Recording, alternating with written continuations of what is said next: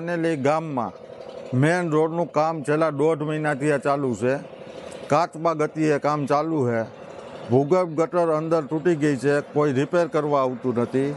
પાનેલી ગામનો બાયપાસનો road 1.5 kilometre દૂર છે। પ્રજાને જવા આવવામાં બહુ જ મુશ્કેલી પડે છે અને અહીંયા ગામના કામમાં કોઈ આગેવાન કે કોઈ રાજકીય માણસ ધ્યાન દેતું નથી। આ તાત્કાલિક ચાલુ કરાવે કામ અને સારું કરાવે। વરસાદ આવી જશે તો આ રોડમાં અવર જવર બંધ થઈ જશે। આ રહેવાસીઓને ઘરે જવું મુશ્કેલી થશે અને ભયંકર રોગચાળો ફાટી નીકળશે।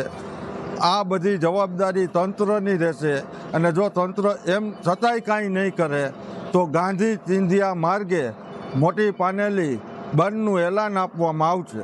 તો તાત્કાલિક આ મારા પ્રશ્નોનો નિકાલ કરે। મારું નામ ચંદ્રેશભાઈ ઝાલાવાડિયા, મોટી પાનેલી। માતા કી જય, ભારત માતા કી જય।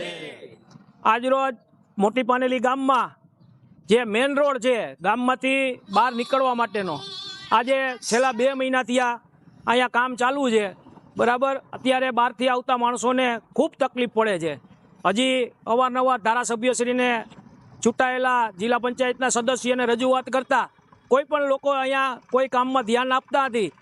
અવારનવાર રજૂઆત કરેલી છે। ભૂગર્ભ ગટરનું કામ ખોદેલું આજે 1 મહિનાથી પડેલું છે એમનેમ, અને હજી સુધી કોઈ જાતનું એમાં રિપેરિંગ નથી થયું। કોન્ટ્રાક્ટરને રજૂઆત કરેલી કે ભાઈ આ કામ તમે સત્વરે પૂર્ણ કરો। હાલ ઉપર ચોમાસું મંડરાઈ રહ્યું છે, તો હવે આ કામ જો સમયસર પૂર્ણ નહીં થાય તો ગામના લોકોને કેટલી હાલાકી પડે એ કરેલ છે કે આ કામમાં પૂરતું ધ્યાન આપો, બરાબર। જો આ સમયસર કામ પૂર્ણ નહીં થાય તો ગામ દ્વારા ગામ બંધ કરવાનું પણ એલાન કરવામાં આવશે। ડૉક્ટર એમડી પોકિયા, મોટી પાનેલીથી। અમારા ગામમાં છેલ્લા 2 મહિનાથી આ રોડનું કામ કાચબા ગતિએ ચાલી રહ્યું છે અને રોડના કામ દરમિયાન જે મેઇન રોડની ગટરની લાઇન છે તે તૂટી ગયેલી હોય, છેલ્લા 1 મહિનાથી કોઈ વ્યવસ્થિત સમારકામ કરવા માટે આવી રહ્યું નથી।